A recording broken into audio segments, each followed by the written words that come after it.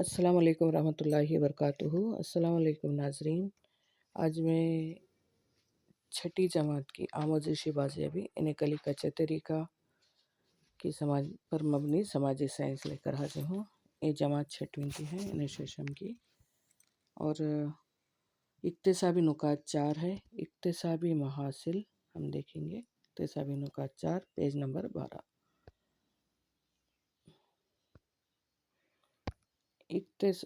ابتدائی سماج، اقتصابی نکات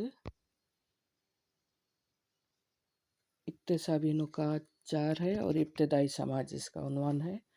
اقتصابی محاصل ہے شکاری اور ذخیرہ اندوزی کے سماج میں غذا کی ذخیرہ اندوزی کے اقسام اور اس کے استعمال ہونے والے ہتھیارات کے متعلق جانیں گے، یعنی اس وقت کے طرز زندگی، ان کی غذا کیا تھی، ان کا لباس کیا تھا، اور وہ اپنا تحفظ کیسا کرتے تھے، ہتھیار وغیرہ کیسے رکھتے تھے، تو اس کے بارے میں ہم جانیں گے۔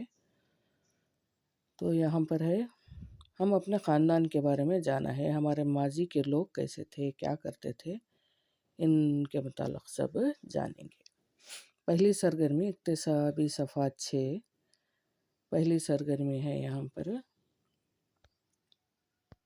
اقتصابی صفحات 6، سرگرمی 1، تصویر دیکھتے ہوئے بات کرتے ہیں۔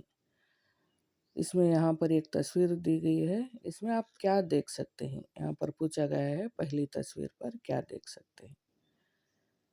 تو پہلی تصویر یہ ہے، پہلی تصویر ہم دیکھیں گے، یہاں پر ایک جنگل کا منظر ہے، ہم درخت دیکھ رہے ہیں، اور کیا دیکھ رہے ہیں، ہاتھوں میں برچیاں یا چھڑیاں درختوں کی ہو سکتا ہے، برچیاں تھامے یا درختوں کی لڑیں، سیدھا نظر نہیں آ رہا، تو ہاتھوں میں چھڑیاں تھامے عورتیں اور انسان نظر آ رہے ہیں۔ یہاں پر کدال تھامے ہوئے زمین کو کھود رہے ہیں، یعنی کھیتی کر رہے ہیں، اور یہاں بھی پودے لگا رہے ہیں، اور کاندھوں پر چھڑی پر پوٹلی باندھے انسان کو دیکھ رہے ہیں کہ وہ ایک سے دوسری جگہ سفر کرتے تھے، یعنی خانہ بدوش تھے، اور پودے لگاتے ہوئے وغیرہ ہم دیکھ سکتے ہیں۔ یہ پہلا منظر ہے۔ دوسری تصویر کے متعلق جانیں گے۔ دوسری تصویر یہی ہے،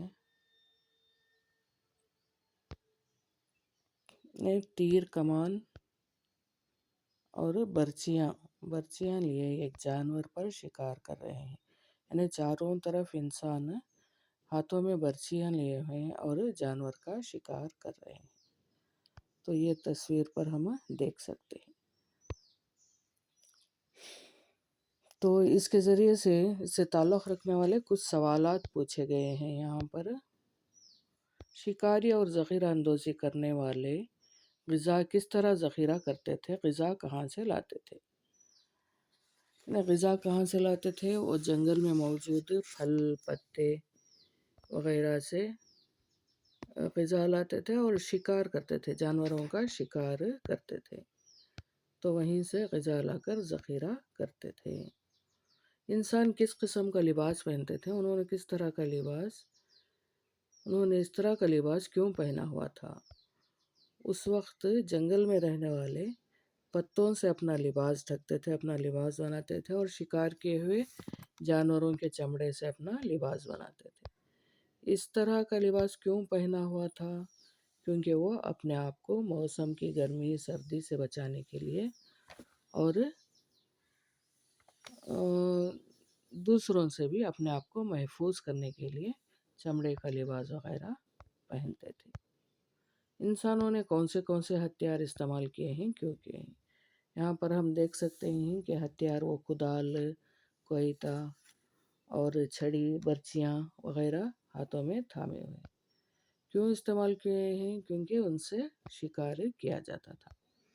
تصویر میں لوگ کیا کر رہے ہیں؟ تصویر میں لوگ زمین کی کھدائی کر رہے ہیں، یعنی زراعت کر رہے ہیں، پودے لگا رہے ہیں اور جنگل میں موجود پھل وغیرہ حاصل کر رہے ہیں۔ شکاری اور ذخیرہ کرنے والے لوگوں کی غذا اور موجودہ غذا کی مماثلت میں فرق کیا ہے؟ تو ہم یہ سوال یہیں پر آئے گا، وہاں پر بحث کریں گے۔ شکاری اور ذخیرہ کرنے والے لوگ جو ہتھیار استعمال کرتے تھے، وہ ہتھیار جو آج ہم استعمال کرتے ہیں، ان کے درمیان کیا فرق ہے، کیا مماثلت ہے، کیا فرق ہے، یہ بھی یہیں پر آئے گا۔ تو سرگرمی 2 وہی ہے، دیکھیں گے۔ تو یہاں پر ایک ٹیبل دیا گیا ہے، اس سے متعلق ایک سوال پوچھا گیا ہے۔ طرز زندگی کی فہرست بنائیں اور اس پر تبادلہ خیال کریں۔ شکاری اور ذخیرہ اندوز زمانے کے لوگ اور آج کے دور کے لوگوں کی طرز زندگی میں پائے جانے والے فرق کی فہرست بنا کر بحث کریں۔ تو یہاں پر ہے یہ غذائی اشیاء۔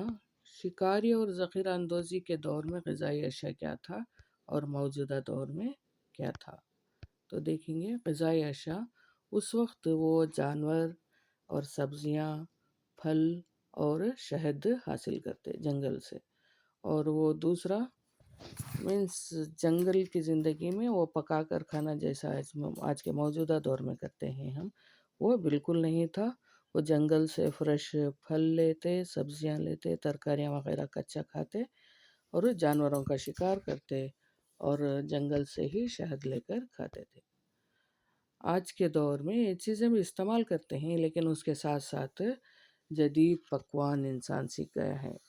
آج کل پورے ہر ایک نیٹ رہنے کی وجہ سے تو ہر ایک اچھے نت نئے پکوان بنا کر کھاتا ہے، تمام اناج استعمال کرتا ہے اور تمام اناج کو پکاتا ہے آج کا انسان، اور ہر طرح کی غذا استعمال کرتے ہیں، پھل سبزیاں سے لے کر گوشت وغیرہ بھی کھاتے ہیں، لیکن شکار کا چلن نہیں ہے۔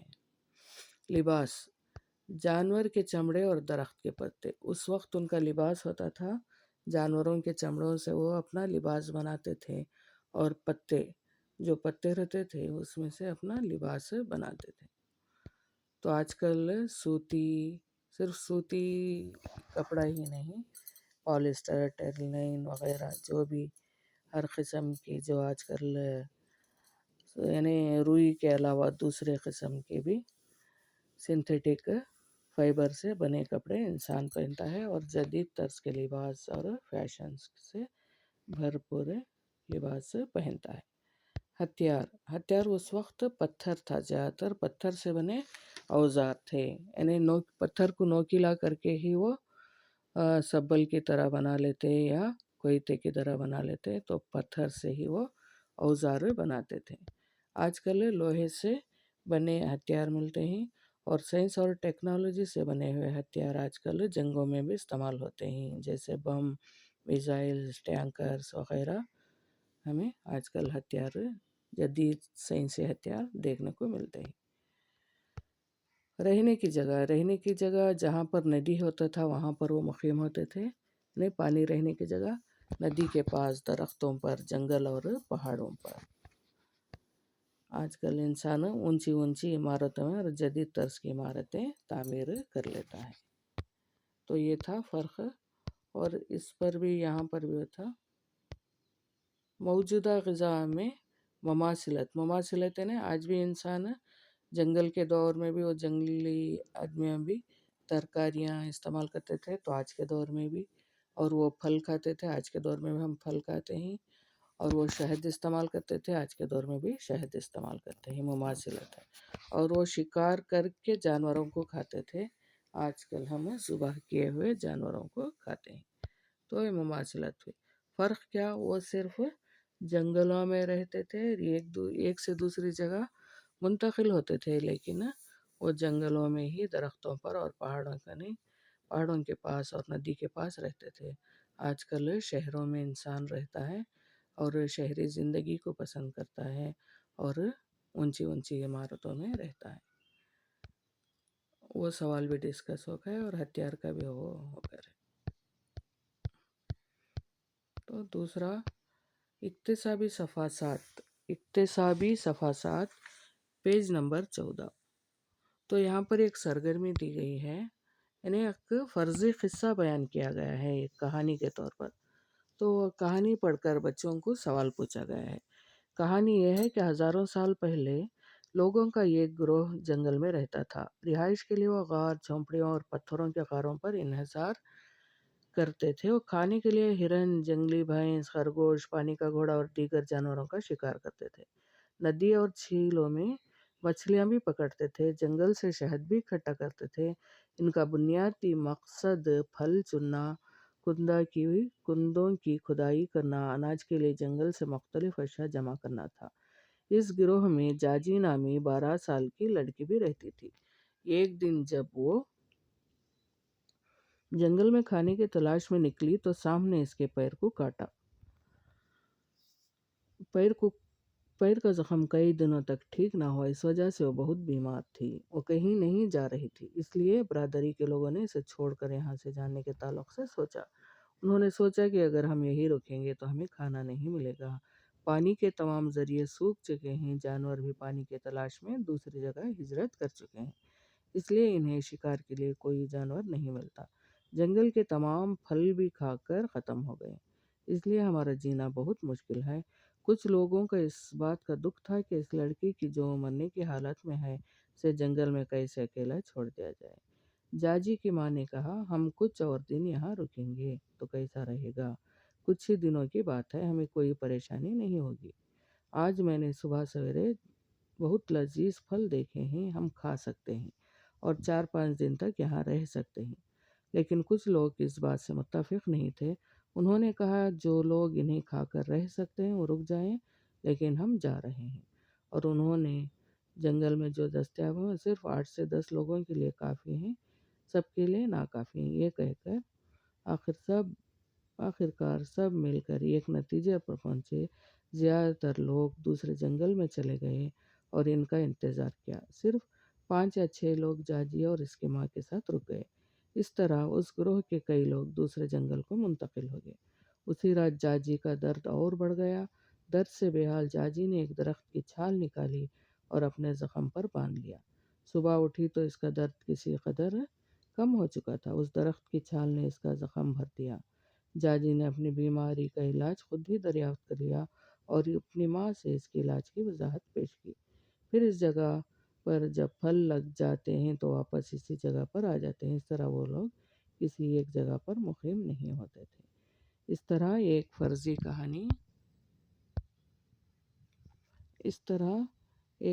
کہانی سنیے. آئے دن اس طرح کے واقعات اکثر ہوتے رہتے ہیں. جانور ہو یا انسان، کھانا ختم ہونے کے بعد اس جگہ پر نہیں رہ سکتے. کھانے کی تلاش میں وہ دوسری جگہ منتقل ہو جاتے ہیں. گروہ کے لوگ یہاں پر ایک سوال دے کر ہیں، گروہ کے لوگ جاجی کو وہاں چھوڑ کر آگے جانے کی حالت کیوں پیش آئی؟ کیا آپ بتا سکتے ہیں؟